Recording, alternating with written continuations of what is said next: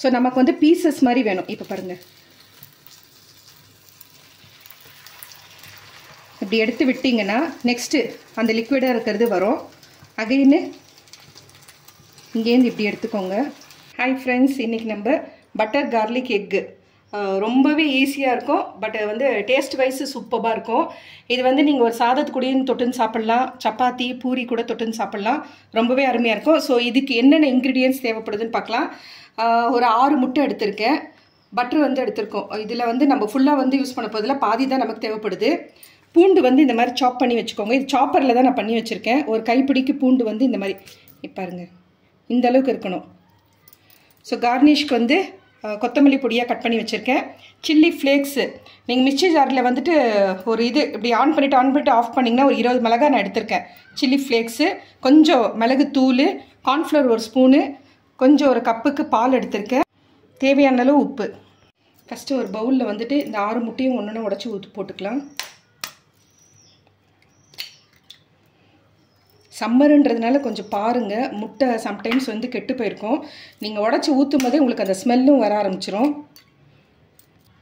So இது வந்து முட்டை வந்து கெட்டு போனது எப்படி கண்டுபிடிக்கணும், இப்போ இந்த எல்லோ வந்து அப்படியே இருக்குது இல்லைங்களா, கெட்டு போயிருந்தால் உங்களுக்கு ஸ்மெல்லும் வரும். இன்னொன்று வந்து அந்த எல்லோ வந்து டிஸ்டர்ப் ஆகிட்ருக்கும்.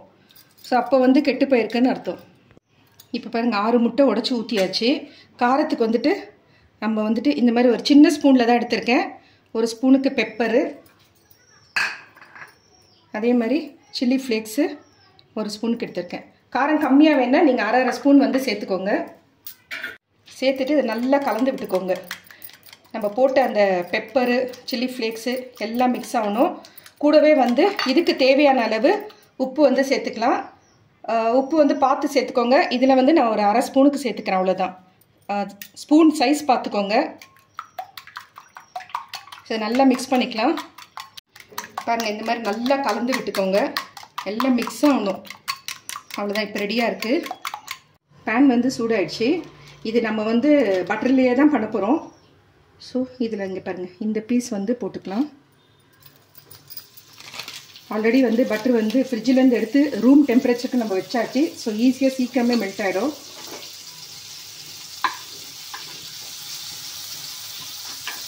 மெல்ட் ஆகட்டும் ஃபஸ்ட்டு. அவ்வளோதான். இப்போ வந்துட்டு நம்ம மிக்ஸ் பண்ணி வச்ச முட்டையை இதில் ஊற்றிடலாம். வீடியோ ஸ்கிப் பண்ணாமல் பாருங்கள். இது முட்டை எப்படி பண்ணுறேன்றதை பார்த்துக்கோங்க. கொஞ்சம் ஃபஸ்ட்டு வேகட்டும். இது வந்து எக் புர்ஜி மாதிரி நீங்கள் பண்ண முடியாது, பொரி பொரியாகிடும். ஸோ நமக்கு வந்து பீசஸ் மாதிரி வேணும். இப்போ பாருங்கள், இப்படி எடுத்து விட்டிங்கன்னா நெக்ஸ்ட்டு அந்த லிக்விடாக இருக்கிறது வரும். அகைன்னு இங்கேருந்து இப்படி எடுத்துக்கோங்க. ஸோ நம்மளுக்கு அந்த பீசஸ் வேணும், அதுக்காக தான். ஸோ இந்த மாதிரி மாற்றி மாற்றி பண்ணிங்கன்னா உங்களுக்கு வந்து அந்த பீஸ் வந்து குட்டி குட்டி பீஸாக நம்ம இதுலேயே கட் பண்ணுறதுக்கு ஈஸியாக இருக்கும். இப்படி தள்ள தள்ள அதில் இருக்கிற எக்ஸ்ட்ரா இதெல்லாம் வந்து இப்படி வரும். ஆனால் நல்லா இது வந்து ஃபுல்லாக வந்து வேகணும். அவ்வளோதான், இப்போ ரெடி ஆகிடுச்சு. நெக்ஸ்ட் அந்த இது வராது லிக்விடு. ஸோ நம்ம இதுலேயே வந்துட்டு இப்படியே பீஸ் பண்ணிக்கோங்க, சின்ன சின்ன பீஸாக. ஃப்ளேம் வந்து கம்மி பண்ணிக்கோங்க, தீஞ்சிடாமல் பார்த்துக்கோங்க. ஸோ நீங்கள் கடாயில் இருக்கும்போதே இந்த மாதிரி பண்ணிக்கிட்டால் தான் கரெக்டாக வரும்.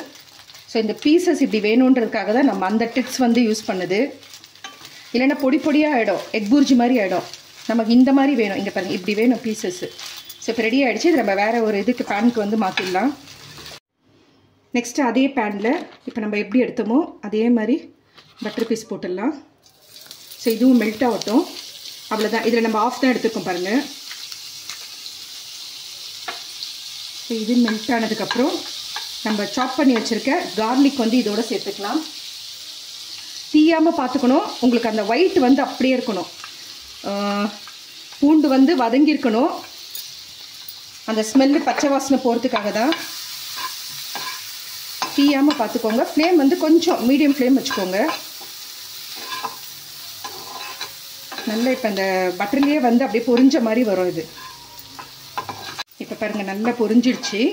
இப்போ நெக்ஸ்ட்டு நம்ம அதே மாதிரி காரத்துக்கு வந்துட்டு ஒரு சின்ன இது உங்களுக்கு வந்து இது 1/2 ஸ்பூன் கணக்கு தான் மிளகுத்தூள் போட்டிருக்கோம். அதே மாதிரி சில்லி ஃப்ளேக்ஸு, உப்பு வந்து நம்ம ஆல்ரெடி முட்டைக்கு போட்டிருக்கோம். இந்த மசாலாவுக்கு தேவையான அளவு உப்பு போட்டுட்டு இதை கலந்து விட்டுருங்க. ஃபஸ்ட்டு ஃபுல் ஃப்ளேம் வந்து கம்மி பண்ணிக்கோங்க. இப்போ நெக்ஸ்ட்டு வந்து கார்ன்ஃப்ளவர் 1 ஸ்பூன் எடுத்திருக்கேன். இதை சேர்த்துட்டு நல்லா மிக்ஸ் பண்ணி விட்டுருங்க. ஜாஸ்தி கார்ன்ஃப்ளவர் போட்டால் ரொம்ப திக்காக பேஸ்ட் மாதிரி ஆகிடும். ஸோ இது கலந்து விட்டாச்சு. நெக்ஸ்ட்டு இதோட நம்ம பால் சேர்த்துக்கலாம். இது வந்து ஒரு 1/2 கிளாஸ் பால் சேர்த்து விட்டுட்டு கலந்து விட்டுருங்க. நான் ஃப்ளேம் வந்து ஃபுல்லாக லோ ஃப்ளேம்லேயே வச்சு தான் பண்ணிகிட்ருக்கேன். கார்ன்ஃப்ளவர் போட்டதுனால உங்களுக்கு திக்னஸ் வர ஆரம்பிக்கும். இங்கே பாருங்கள்.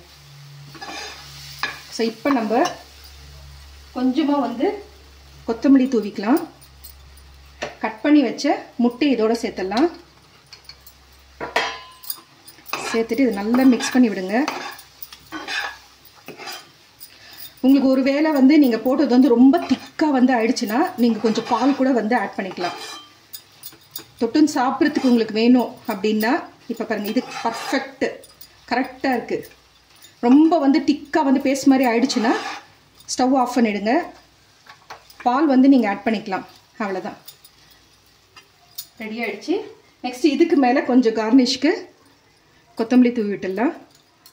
பாருங்கள் ஃப்ரெண்ட்ஸ், சூப்பராக ஒரு 5 மினிட்ஸில் ரெடி ஆகிடுச்சு பட்டர் கார்லிக் எக். நான் சொன்ன மாதிரி சாம்பார் ரசத்து கூட சாப்பிட்லாம், சப்பாத்தி பூரி கூடயும் தொட்டுன்னு சாப்பிட்லாம். ரொம்பவே அருமையாக இருக்குது. இந்த மெத்தட் பிடிச்சிருந்தா லைக் பண்ணுங்கள், உங்கள் ஃப்ரெண்ட்ஸ் அண்ட் ஃபேமிலி மெம்பர்ஸ் கூட ஷேர் பண்ணுங்கள். புதுசாக பார்க்குறவங்களா இருந்தால் சப்ஸ்கிரைப் பண்ணுங்கள்.